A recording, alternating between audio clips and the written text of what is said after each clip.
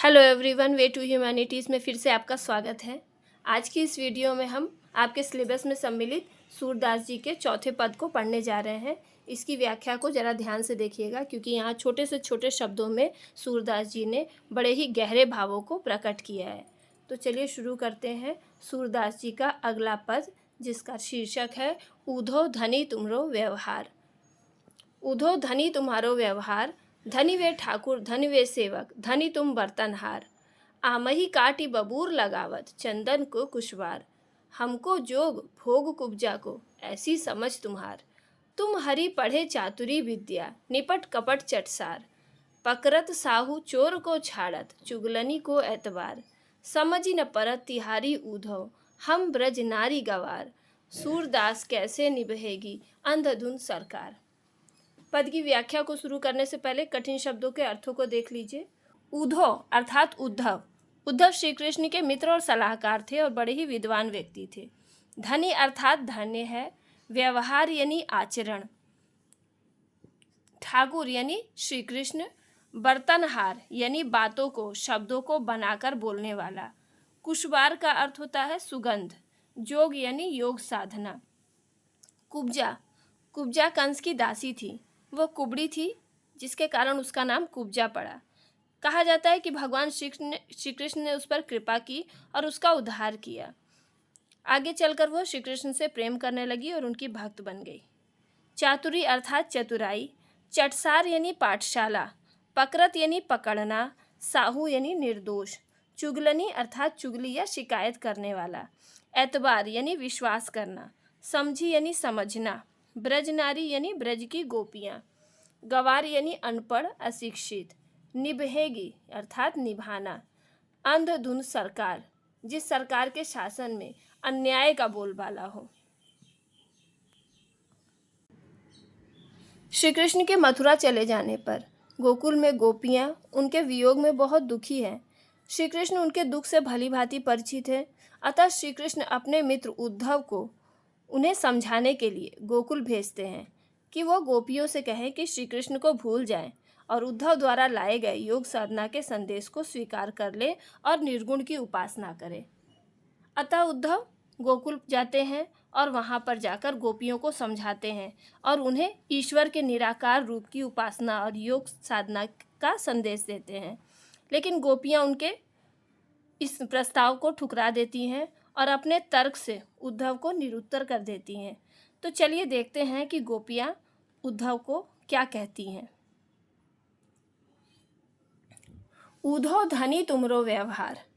प्रस्तुत पद में गोपियाँ उद्धव जी पर व्यंग करते हुए कहती हैं कि हे उद्धव, आपका यह आचरण, यह चेष्टा बहुत ही धन्य है।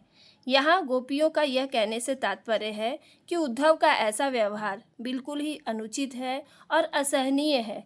यहाँ गोपियाँ उद्धव पर व्यंग कर रही हैं, ना कि उनकी प्रशंसा कर रही हैं। धनी वे ठाकुर धनी वे सेवक, धनी तुम बर्तनहार।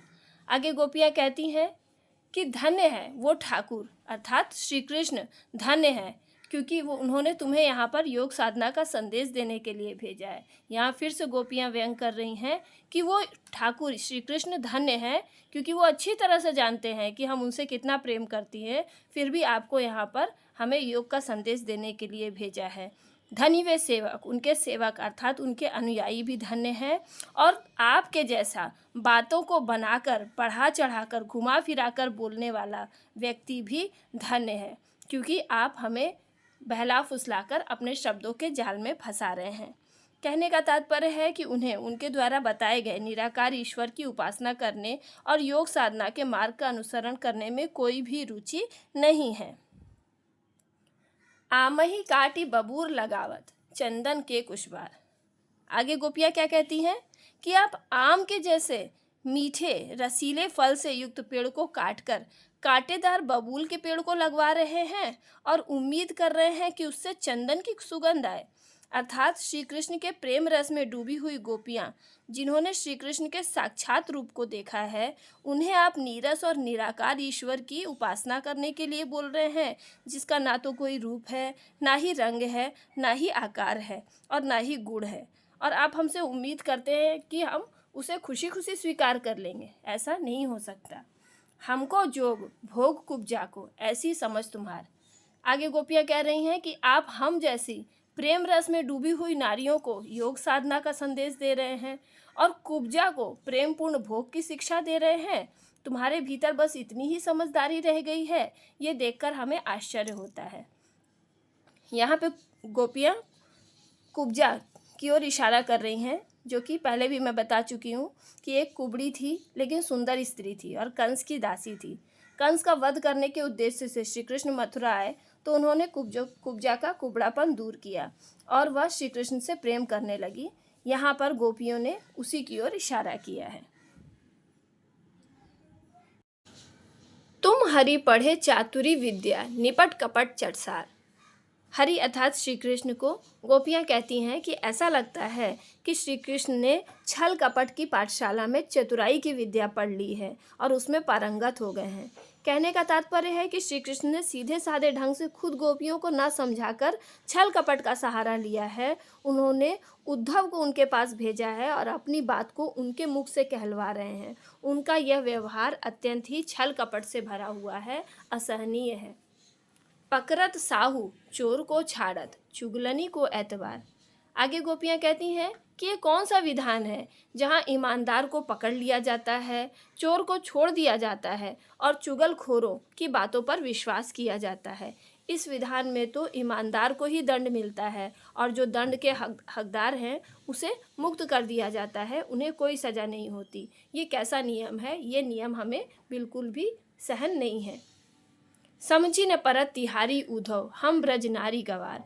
आगे गोपियाँ कहती हैं कि हे उद्धव, हम सीधी सादी गांव की नासमझ स्त्रियां हैं, इसलिए आपकी ये चतुराई और छल कपट से भरी बातें हमारी बिल्कुल भी समझ में नहीं आने वाली। अर्थात आपका योग साधना का ज्ञान हमारी समझ में बिल्कुल भी नहीं आने वाला है। सूरदास कैसे निभेगी अंधधुंध सरकार। सूरदास जी कह रहे हैं कि गोपियाँ कहती हैं कि जिस सरकार के शासन में अन्याय का बोलबाला है, उस अंधेर नगरी में हम जैसी सामान्य नारियों का गुजारा कैसे हो सकता है। हम गोपियाँ श्री कृष्ण से प्रेम करती हैं और वो हमसे उन्हें प्रेम करने का अधिकार छीनकर हमारे साथ अन्याय कर रहे हैं। उन्हें तो न्याय का पक्ष लेना चाहिए। इस प्रकार गोपियाँ अपने तर्कों से परम ज्ञानी उद्धव को निरुत्तर कर देती हैं। उम्मीद है कि ये वीडियो आपको अच्छी लगी होगी और अगर अच्छी लगी हो तो लाइक और कमेंट ज़रूर कीजिएगा। अगली वीडियो यानी इसके पार्ट 5 में हम आपके सिलेबस में संग्रहित सूरदास के आखिरी पद को पढ़ेंगे, जिसका शीर्षक है बिन गोपाल बैरनी भई कुंजे। और उसके बाद मैं आपको इस चैप्टर से रिलेटेड इम्पॉर्टेंट MCQ भी प्रोवाइड कर दूंगी। आपके सिलेबस के पहले भी चैप्टर में अमीर खुसरो की पहेलियों से जुड़े इम्पॉर्टेंट MCQs को मैंने पोस्ट कर दिया है। मेरे चैनल पे जाकर क्लास 11 सेमेस्टर 1 के प्लेलिस्ट में आप उसे देख सकते हैं और ये क्वेश्चंस आपके एग्ज़ाम्स के लिए बहुत ही ज़्यादा उपयोगी है। अतः इसे आप अपने दोस्तों के साथ भी शेयर करें। धन्यवाद।